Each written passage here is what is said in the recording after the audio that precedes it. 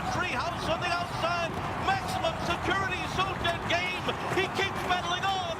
Maximum Security. Country House 1-2 down to the line. Maximum Security wins the Kentucky Derby.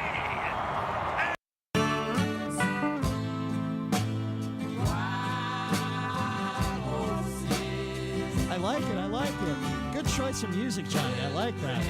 Wild Horses. Anyway, that was the ending of the Kentucky Derby. Somebody I heard had $10 million on Maximum Security as the favorite. I hope he was wearing a diaper when he found out that Maximum Security was disqualified, and a horse by the name of Country House at 65-1. A $2 bet would have made you $130 winning the race. So the guy we have with us on the line right now, fellas, you know him, of course, as a very famous college basketball coach, but he actually is very, very, very knowledgeable when it comes to horse racing. Larry Eustachy actually used to bet on the horses back in the day, so I'm trying to get him to come out here to Vegas and start betting on them now. Larry, thanks for joining us, my man. How are you? I'm good, but if I have to hear how the election was stolen from Hillary Clinton one more time and watch Bill sleeping next to her, I mean, don't we have better TV than that? Was that in Las Vegas? It was. I didn't go. I got a comp ticket. I didn't even go. No.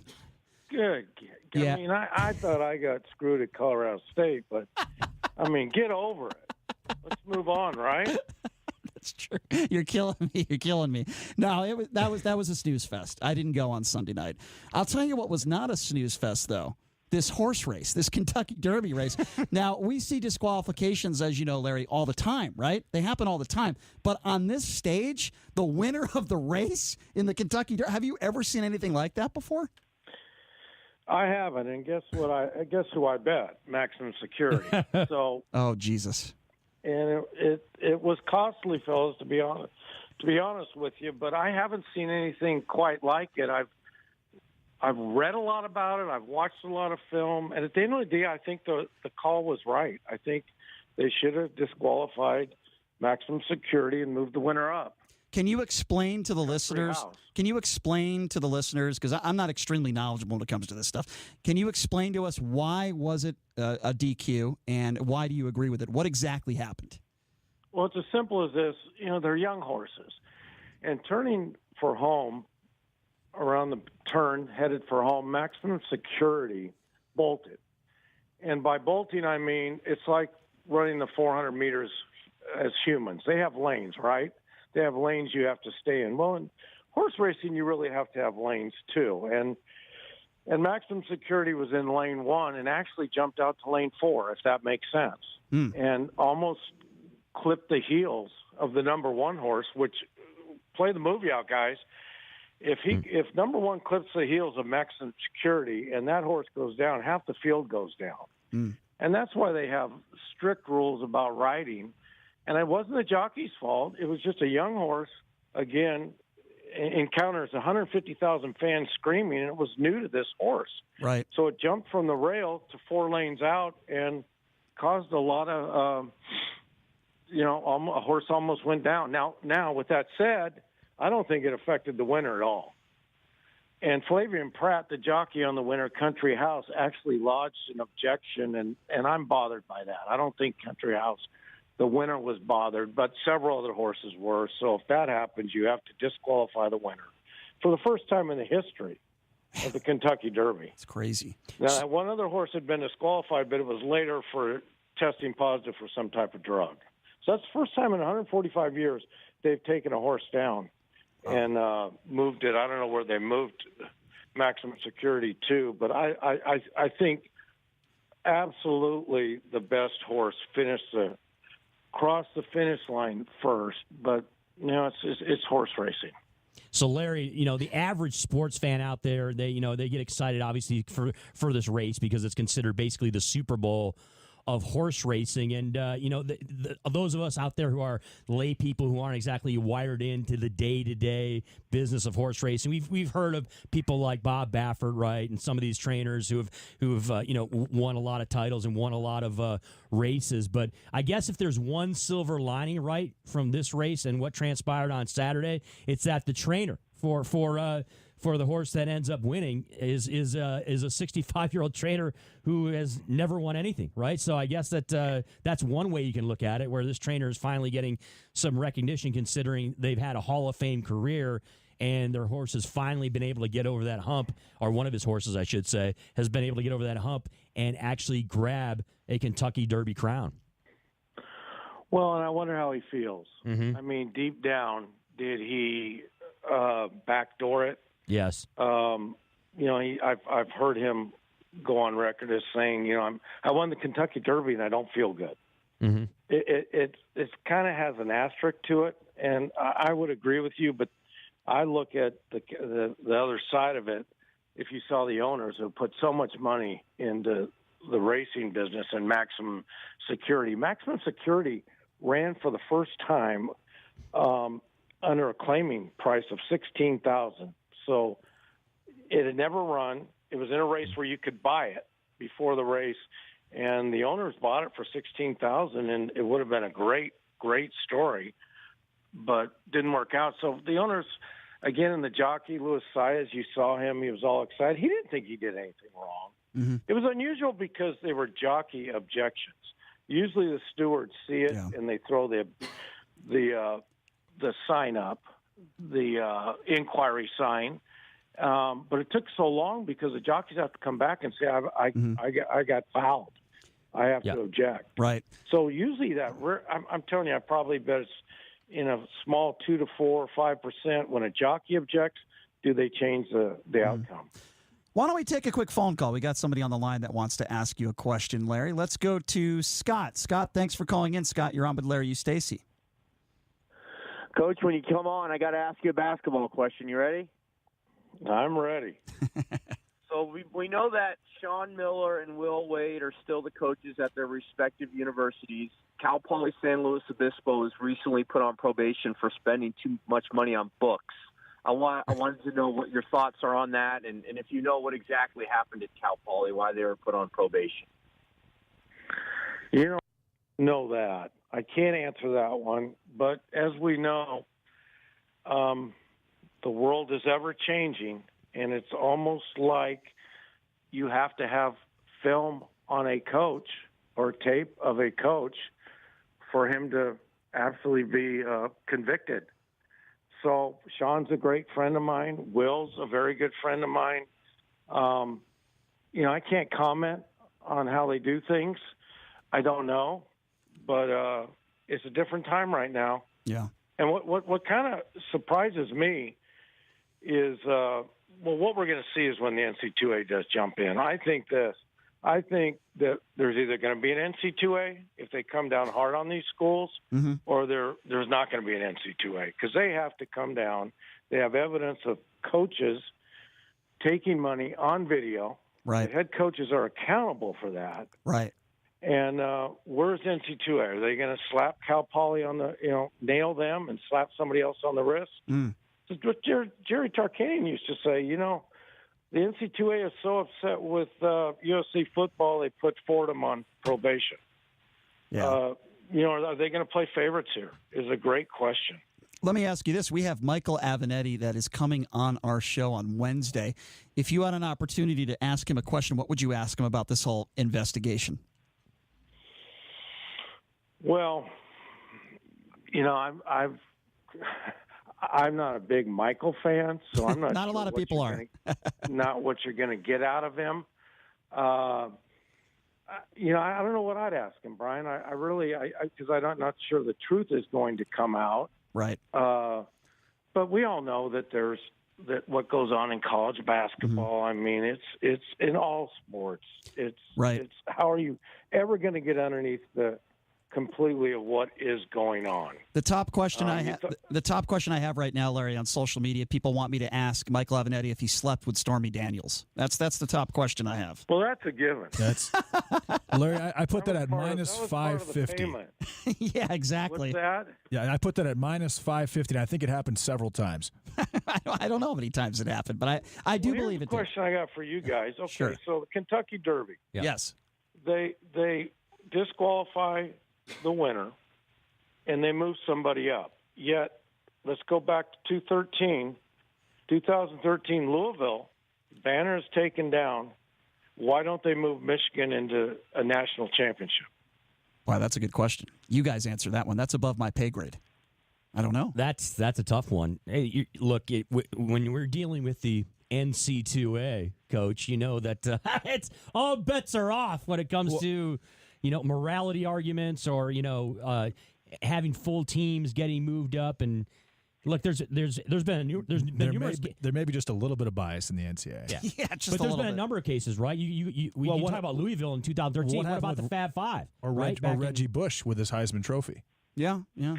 Well, what about, I think it was Corey Maggette, testified that he had an agent when he played for Duke. Yeah, but Duke that's Banner's Duke. Up there, last time I checked. Yeah. So Duke.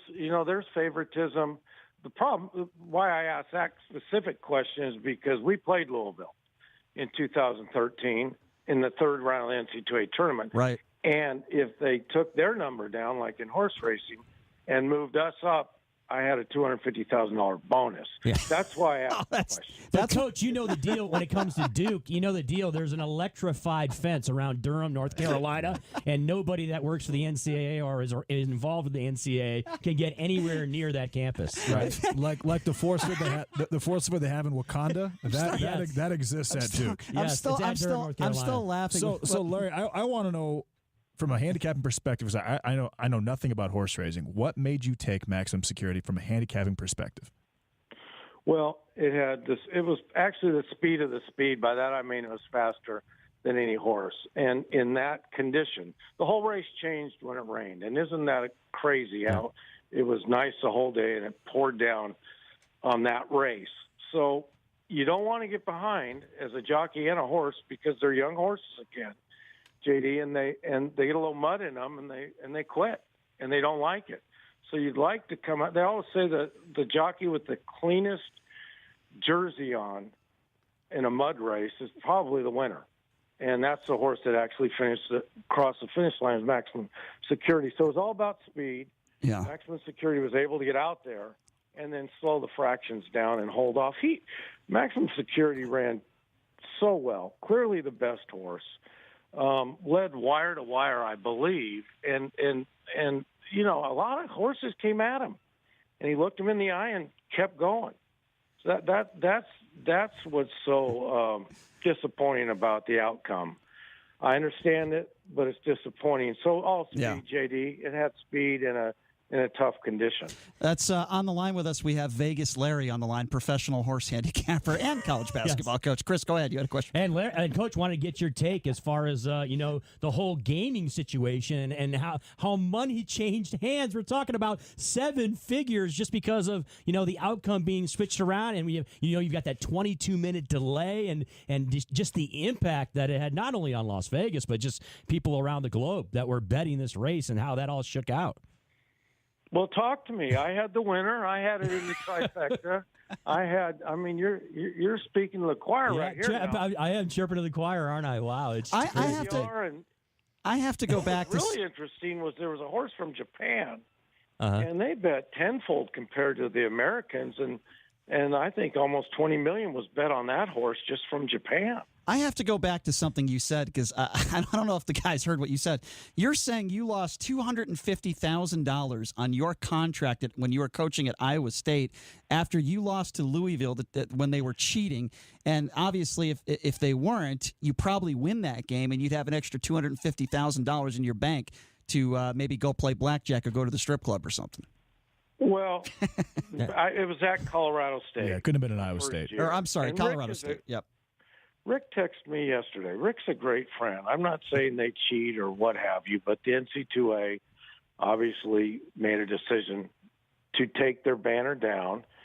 And, yeah, I'd like to know why I haven't gotten $250,000 lately from Colorado State. That's horrible. I don't mean to laugh at that, but I guess in the world of gambling, you'd call that a bad beat. I mean, I don't know what else to call that. That's horrible, but I don't know. JD, what do you think about that? That's the definition of a bad beat. I think I think you or an attorney has a letter to write. I think Rick Pitino. Is there any way you could give Rick Pitino a call, Coach, and say, "Hey, Coach, you owe me $250,000"?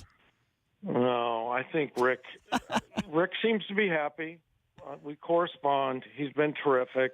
I think with this recent outcome, I look for him to get a job next year. You think somebody really will do. take a chance and hire him? Well, I do, because he's the one guy that got fired, and they have nothing on him as far as this situation with Bowen. Right. There's no tape on him. I truly think that he didn't know the exactness of what was going on. So you think that I do. Due to lack of evidence and the fact that these people there's actual evidence, real evidence, and nothing's been done, that he could apply some pressure and possibly get a job with the NCAA? Well, I'm telling you, I talked to a good friend, Tom Jurich, his athletic director, today, and they really feel vindicated, both of them, because they've come out and written some great articles about the fact that, everything they did, sure, they had their issues. I'm not saying that they didn't, but at the end of the day, Louisville knee-jerked. And I don't know if you agree with that or not, but I thought Louisville I think they did. knee-jerked. The other schools sat back. Whatever happened to due process? Yeah. I mean, that's what this country's about, and they certainly didn't get it. Maybe, go ahead. So, Coach, we've seen some coaches, the high profile, end up, going to other programs. You saw with Bobby Knight, obviously, at Texas Tech. You saw it with Mike Davis at the University of Detroit, some other places. Where do you think, if Rick Pitino is back in the mix, do you think it's going to be a mid-level program? Do you think it's going to be some high-profile, big-time program that's going to take a chance on Rick Pitino as their next head coach? I think it's going to be a school that wants to win bad enough. And I think you're right near one. Yeah. I think it'll be a school that's willing to say, let's take a chance because we want to win. And I think it's going to be a big-time school. Okay. Wow. All right. Well, there you have it. He thinks that Rick Pitino. I hope he does, because regardless of what went down, he's a great coach. We all could agree on that. Wonderful coach. He's good for college basketball, I think. Did he possibly make some mistakes? I don't know. I don't have. Certainly, he made some mistakes with his family. I mean, nobody's perfect, right? But perhaps Donald Trump will give him an award. I don't know. What do you think about that, Coach? I know you're a big Tiger Woods guy. You know that I criticize Tiger Woods all the time. I know you have an opinion on this. What do you think about Donald Trump giving Tiger Woods an award today? The Presidential Medal of Freedom Award. What do you think about that? Do you think it's deserving? Because I don't think it is. My first answer would be this is out of my end zone. I only know basketball and horse racing, but I'm a huge Tiger Woods fan. Now, what comes up with that? I think I saw something of some of the past people that got the award, and he certainly falls in their category. But I'm not. Who am I to say, Brian? I like Tiger. I think he's the greatest athlete that ever put on shoes in any sport. Wow, I think it's a great story. I think he's certainly worked awfully hard to have that happen. I don't necessarily Brian, disagree. You think that if Rick Pitino gets a job at a school next year and he wins the national championship, that Donald Trump will give Rick Pitino, assuming he's still president, the Presidential Medal of Freedom? Is that what you're telling me? 100%. I think so. It's not even a question, JD. Come on now. I think Pitino would be a candidate for that award. He's a shoo-in for that. I do, absolutely. I absolutely a shoo-in. Keep in mind, guys, that I probably just put the kiss of death on Rick, because I Without a had doubt. the Kentucky Derby winner, and it was disqualified. So Rick I just made a prediction, and I'm not great at it. So can I ask you a sorry, personal question? What is an average bet for Larry Eustachy in the Kentucky Derby, if you don't mind me asking? Well, my wife's not here, so what it cost me was about between $6,000-$7,000. Oh my God, we shouldn't laugh about this anymore. I'm not going to laugh anymore. No, oh, that's horrible. It was because I had the horse that was put on top in my trifecta, but I just didn't have it as a winner. 6 or 7. I had It's Country House in the second place and the third place, so I had a big trifecta that would have been huge. It's a little I like more Code of Honor. Shap and JD and Coach than $20 C-win parlay. Let's put it that way. Yeah, it's a little more than that. What about but Chris, your bets have character. They do have character. What about the guy who bet $10 million? I was reading a story today where somebody and bet. They never have a prayer. Somebody had $10 million on that horse spread out. I mean, I can't. Obviously, the guy's probably worth a ton of money, but can you imagine having that much money on a horse race? You win, you're going nuts, and then boom, you lost, disqualified. I can't even imagine the emotion that person was going through. Well, if I calculate right, that's $111 million. Yes. I could be wrong. No, I'm sorry, it's probably half that. Yeah. But he didn't bet it through the track, or the odds would have gone way down. He must have spread it through bookies and what have you. I heard it was spread out among a number of different entities, but that's the story that came out. I can't even imagine. Don't get me wrong, losing $6,000 or $7,000, I would have a heart attack. But putting $10 million and losing in that way, I can't imagine a worse beat than that. And you're right, it was the right. We all saw the replay. It was the right thing to do. But when you hear that your horse wins, and then what? 1 or 2 minutes later, you see an objection, and then you're like, oh, no, don't do it. I mean, it's got to be one of the worst. It's the worst. Well, particularly because of the way it played out. A jockey's objection usually is overruled within 2 minutes, let alone 23 minutes, and then it isn't over. It is taken. I mean, they do take the jockey's claim, and they move the horse around. I mean, it probably had a heart attack. Yeah, that's got to be just awful. Well, I have a feeling that Larry might be going to some off-track betting in Vegas. I might be wrong, Larry, on that one, but you can bet on horses here in Vegas. You can gamble here. That's what somebody told me. Well, I can do it from my phone, Brian. And that's convenient. That's the worst scenario. The best thing about betting the horses is you don't chase, because you got about a half an hour to cool off and not punch another bet. And as opposed to you lose a football game, here one comes on 10 minutes later and you chase, right? And that's how you get in trouble. Yeah, that's in general. That's right, how you JD? get. Yeah. JD would agree. That's would. Yeah. That's in general. That's how you get in trouble in the world of gambling. That's for sure. Well, Coach, thanks so much for taking some time to join us. I appreciate that. Before I let you go, Houston Rockets, Golden State Warriors. I actually thought Golden State was going to win this game. Houston's up by 6 or 7, I think, at the half. Am I wrong in saying that just watching the Houston Rockets offense and watching James Harden dribble the basketball between his legs 20 times and let the shot clock run, it's just bad basketball, even though he's super talented? Am I wrong in saying that? No, I don't think you're at all. I think it sets a poor example for younger kids. I think it sets a poor example for younger coaches. I mean, they have 4 guys, one on each wing, one in the corner, and James does this thing. Now you watch the Utah Jazz, Quinn Snyder, there's a lot of action. There's a lot of pure basketball in it. I don't agree with it. I'm sure he's got some teammates that don't agree with it. I know for a fact they don't. Yeah. But that's how they choose to play. And make no mistake, D'Antoni is not the coach. Harden's the coach. So whatever he wants to do, he does. You're right. What would you do back in the – we only got like a minute left here. What would you do back in the day if Jamal Tinsley, back-to-back possessions, did exactly what James Harden did? What would you say to him, PG-13? Well, you'd take him out. The one thing you have there is you have control, and you have the almighty playing time. You don't have that with James. Yeah. James takes himself in and out when he wants to. Jamal, you take him out. Depending on how long his lip's out, you keep him out. If it's a big game, Jamal's lip would come back in and look at me like he wanted to go back in. Mm-hmm. But that's when you had control.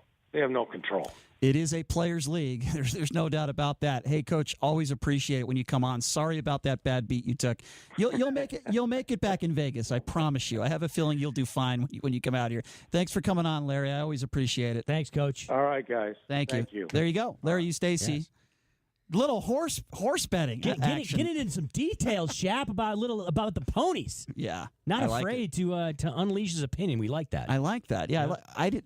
Okay. So first year at Colorado State, he loses to Louisville, and it cost him $250,000 because if you make it to the second round, right, he has that bonus in his contract. He makes a very good point there, and Louisville was cheating, and they got all these sanctions. But that's why I brought up the Fab Five too, right? Right. The Fab Five rolled to the national championship game. There's teams that they beat, right? That they, if in a perfect world, they wouldn't have been in that situation. So there's probably a lot of coaches out there that have a beef when it comes to those types of incentives in their contracts in the NCAA tournament. God, it's just so wild. Wow, yeah, that's a lot of dough. Six Larry, figures, man. I've known Larry for a while. Yeah. He's never told me that story. That's a $250,000. That if upsetting to say the if least. there was a rule that was encompassing across all sports, he would definitely have that $250,000 now. No doubt. All right. Well, same time, same place tomorrow. Derek Stevens, the owner of the D, will be joining us in studio, along with Ron Futrell from Channel 8. So tomorrow's going to be a fun day. Michael Avenatti will be joining us on Wednesday, along with part owners of a local casino. So we will talk about that, Ellis Island, as well. So a big couple of shows coming up. The legend himself, Ken Thompson. I'm giving him a golf lesson tomorrow. We'll see how much he pays me. He's coming up next. Thanks for joining us, everybody, on the Vegas Take. Have a great night.